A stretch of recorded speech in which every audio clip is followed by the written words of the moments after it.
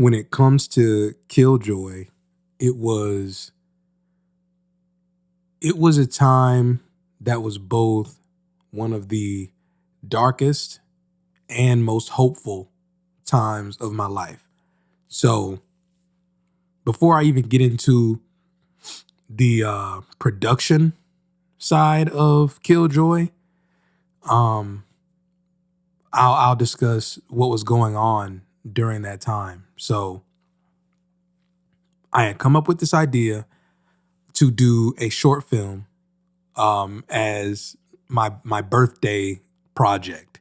Um, Nowadays, ever since probably To Nurture the Soul, I've tried to do some project every year on my birthday. And that year, it was killJOY, and killJOY was going to be, like a 20-minute, 30-minute long short film. And I had already been making plans. I had gotten a gimbal, and I was, scouting locations. I was doing my part to really put my best foot forward with making this short film. Diero was going to help me with shooting. Pop was going to help me. I was going to be able to, get a couple of my other friends to be characters in this. I had wrote out a script. I had already planned out recording dates and locations, everything. And the first day that we were all supposed to shoot. Now, I had done some shooting by myself and with my sister. We shot some early solo scenes, probably, early August, so that I would have something ready to present in September. And we knocked out my scenes. I got the first few clips edited and prepped, ready to go. Unfortunately, the first day that we were supposed to start shooting, I got pretty sick, but I didn't think anything of it. I was like, oh, I'll shake it off. I'll be fine in a few hours, maybe even a day or two at most, but I would be fine. Because I didn't feel that bad, but I knew I was too sick to be working around people. So fast forward a couple days, I'm way worse. Like, it's to the point where I wasn't able to hold down food. I couldn't hold down liquids. I couldn't sleep. It was just getting bad. Like, I was having fever symptoms. I was having body ache, all sorts of stuff. So do the test. I think it was maybe like day 3, day 4. I do the test, and it turns out I had COVID. And I'm thinking, oh, it'll blow over. It'll run its course. And it didn't. It got substantially worse by the end of that first week. So much so to the point where I hadn't slept, 4 or 5 days in a row, because the medicine that they had given me, it was conflicting, and it was like it would make me anxious and hyper, and then I couldn't breathe, and my breath was getting short, and then I couldn't sleep because it was keeping me up. I was just in bad shape, and I couldn't eat, couldn't drink anything, and it slowly started getting to the point where I kept getting weaker and weaker, and I couldn't walk by myself for a bit. Like, I was doubled over, couldn't stand up straight. I was like sliding around, and then it got to the point where I just had to lay there because it hurt so much to move. And it was just such a really scary time, if I'm being honest, because in my head I was thinking like, oh, I'm always the healthy one. I do what I'm supposed to do. I'm on my diet. I mind, what I'm taking in. I try not to do a whole lot of medicines that would mess me up, or, I don't drink, I don't smoke, I don't do anything that's going to mess with my health overall. So in my head, I was thinking, oh, I should be fine soon. I just could not get any better, and it kept getting worse and worse and worse. And eventually I ended up going to the ER after, not being able to breathe for a bit. And it was probably the trashiest ER situation I had ever been in. Appreciative of the people that actually did their jobs in there. But there was one lady, She was no help. She just came in there and she started talking to me about conspiracies, and she passed me this note, and she wanted me to, and mind you, I was a little out of it, but I wasn't so out of it to the point where I couldn't understand what was going on. So she passes me this note, and it's like about taking like horse tranquilizers or something, not tranquilizer, horse steroids. She said like something her and her husband had took it and they were fine and this and the other. And I was tripping out in there, bro, because I was like, oh, is this lady even a nurse for real? Like, who is this random person in here? So while I'm in there, nurse 1 walks in, takes some blood, leaves, no conversation. Nurse 2 comes in, takes blood. I'm like, oh, okay, maybe they need to take blood again, whatever. By the time the 3rd nurse walked in there, I was like, hey, 2 other people came before you and they already took blood. And she's looking at my chart and she's like, no, I don't see anything about that. And I'm like, so did I just hallucinate 2 people coming in here and taking my blood? I don't think so. Like I said, I know I was a little out of it. I was a bit delirious. I was probably hallucinating a little bit because I hadn't slept in like a week and some change. But I know for a fact they came in there, right? This lady takes my blood, leaves. That's when that other nurse that came in, she told me, hey, I got to take you over here to this other room and I got to take your blood. So I drew blood 4 times in there in the span of like 30 to 45 minutes. And then I got taken to this other room by this random lady that I don't even know if she was a nurse or not. And then another nurse showed up and opened the door and was like, oh, what are you doing in here? Why are you in here with him? So then I start freaking out more because they don't even know what she's doing here, telling her she's not even supposed to be with me. So I'm trying to pull my phone out slick and send text messages to my parents because they were outside because they couldn't come in during COVID, obviously. They were outside in the parking lot. And I'm trying to send slick messages. No service in there. My messages are not going through. So I'm in there just, freaked out. Luckily, somebody like an older lady comes in and gets stuff straight and I'm able to go after a while. They pretty much just told me, oh, hey, your oxygen levels are fine. Even though you're struggling to breathe, your oxygen levels are fine. And I'm just like, that's not helping me at all. But, whatever. I think they gave me some medicine that I eventually tried to take and then it conflicted with whatever else I had been given. Like I said, terrible time, really dark time for me medically. And I get home and I try to take stuff that they said and I try to do what they said. A whole nother week goes by and I'm still not better. And I, over the course of those 2 weeks of not being able to eat and drink properly, I'm pretty sure it was around 50-ish pounds that I lost, like in the worst way possible. Because it was not just like body fat and water weight. No, I started losing muscle mass. Like, because I remember once I did finally recover, I tried to do a push-up. It took me a whole year of like going through rehabilitation stuff, the rehabilitation exercises just to be able to do a full push-up again. So I was in bad shape for a bit. I really thought that I was leaving, right? I remember being on the couch and telling my mom like, hey, we had a good run. Y'all did fantastic. I love y'all. Blah, blah, blah, blah. If I don't see you tomorrow, hey, I appreciate you and I love you. Y'all did a fantastic job. I just knew it was over, right? The way I was feeling, it was bad, right? And eventually I end up getting a call. My parents tried to schedule another doctor's appointment for me, and they were like, no, we don't have any openings, blah, blah, blah, blah. And I was just like, yeah, man, it's over with. I don't even think I'm going to make it. I don't know how much longer I can deal with this. And finally, I end up getting a call back from that same doctor after they told me they didn't have any openings. And I was able to go and what was it? I ended up having to have like a white blood cell transfusion, something like that. I don't know. I had to do that. And I want to say maybe, 48 hours later, I was starting to feel a lot better and, slowly began to recover.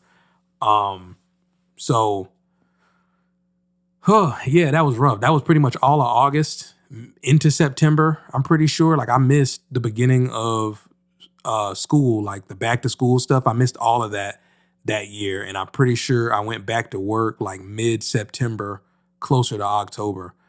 Um, but hey, I'm just glad to be here. Now, in terms of Killjoy, the project, like what was going on for the project during this time, I had already recorded the album before I got sick. I had edited the album before I got sick. And it really was just like, okay, I'll feel better one day and I'll just go ahead and release it. When I tell you, when I tell you, I was just so happy to be here afterwards. I didn't even finish the short film.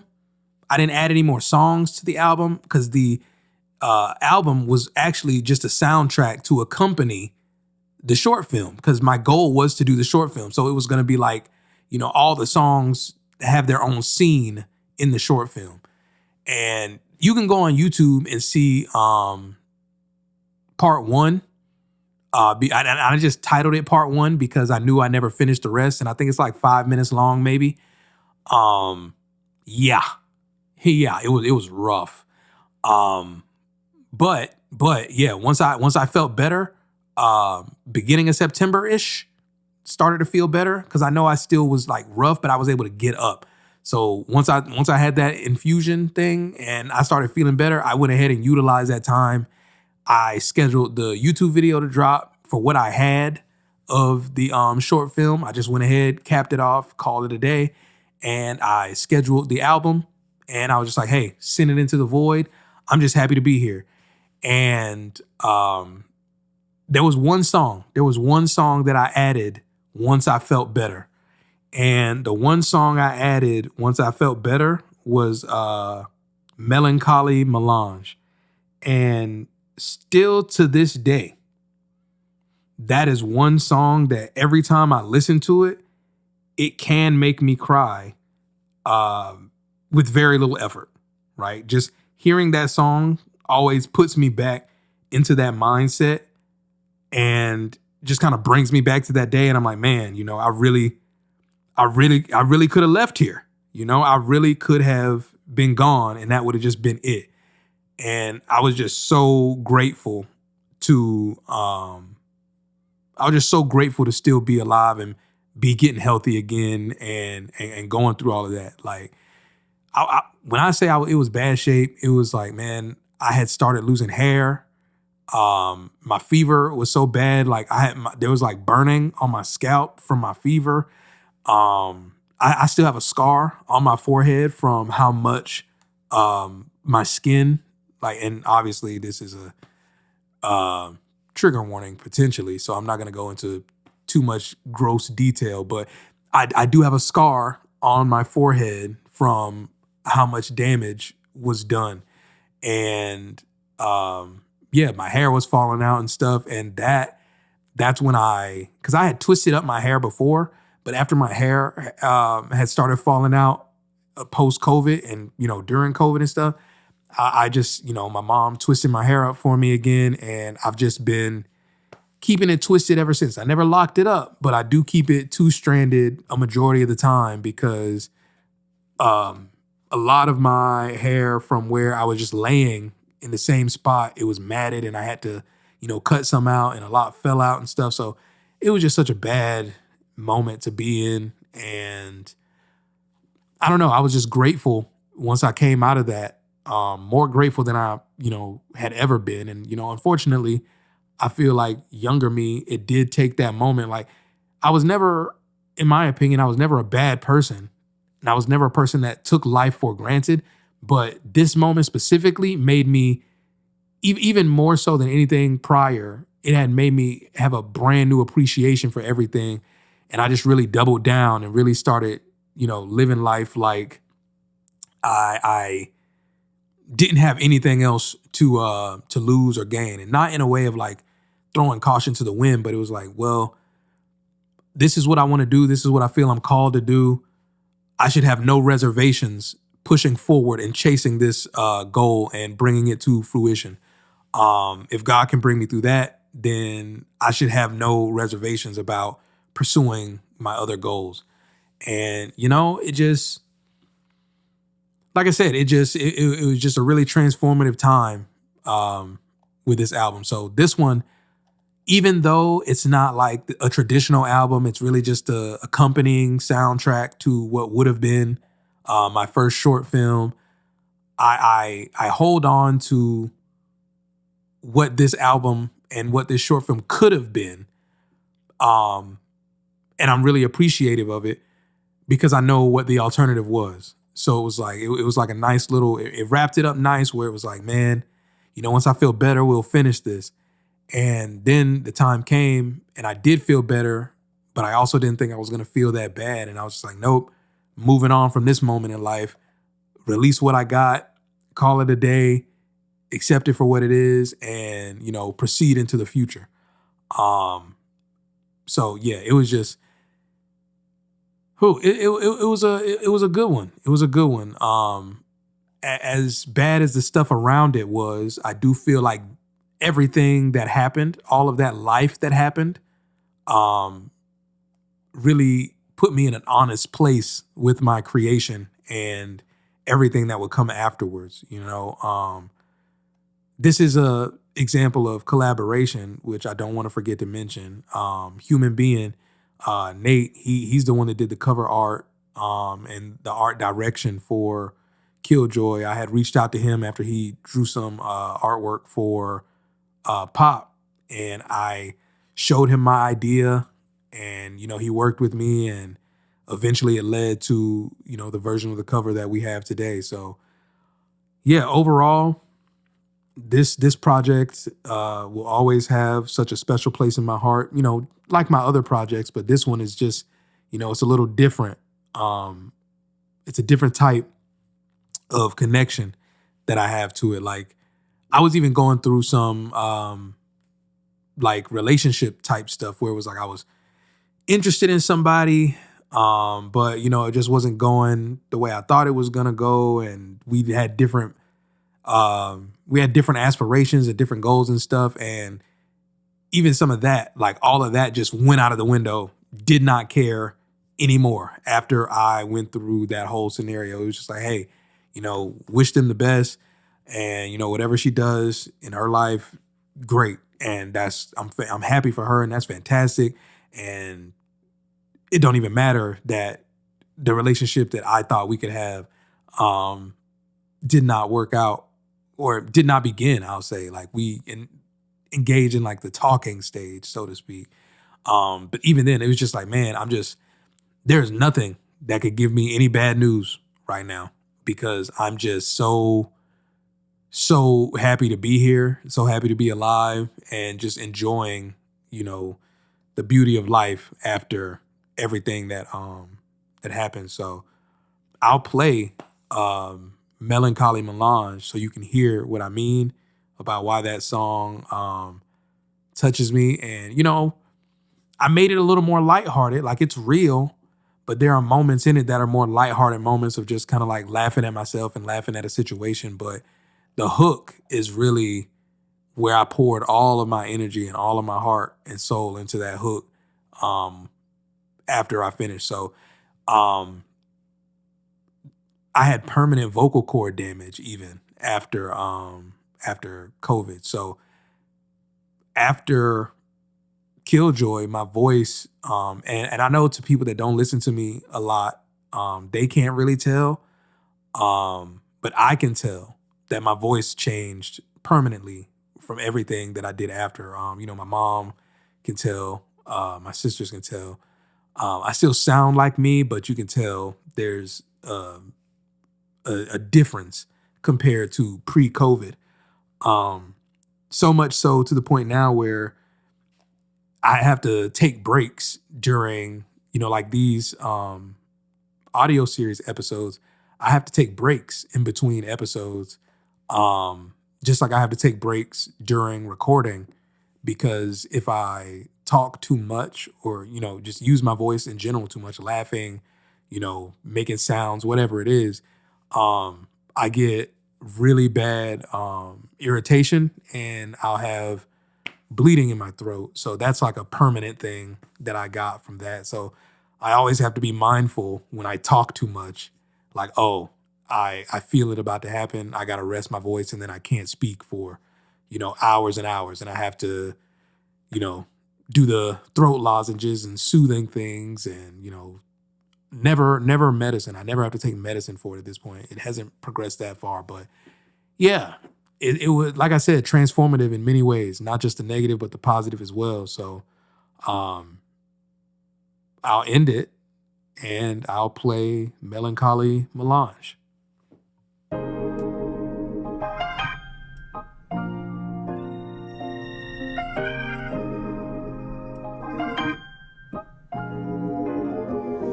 Thank you, God, I'm glad to see another day. I tried my best, but couldn't find another way. And I don't know if there's anything to say, but I'm so thankful, I'm so thankful. Thank you, God, I'm glad to see another day. I tried my best, but couldn't find another way. And I don't know if there's anything to say, but I'm so thankful, I'm so thankful. It's been a minute since I stepped onto the stage of life. Not too many get a second chance to make it right.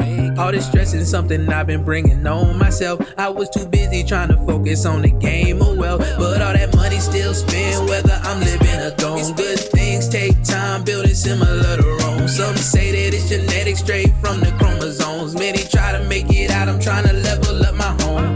Been over the days of asking people for help.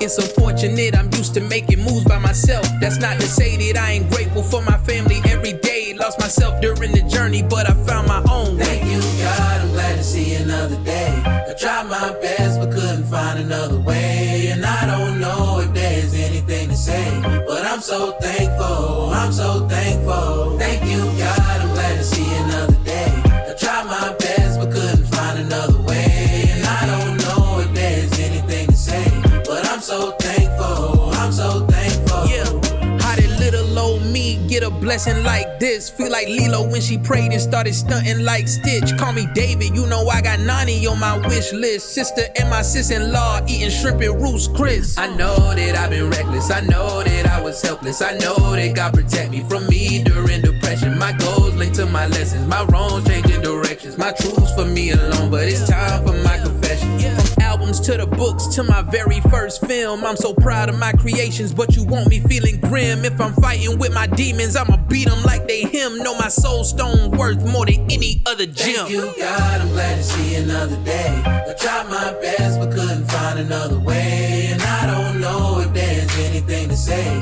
but I'm so thankful, I'm so thankful. Thank you, God, I'm glad to see another day. I tried my best, but couldn't find another way. And I don't know if there's anything to say, but I'm so thankful, I'm so thankful.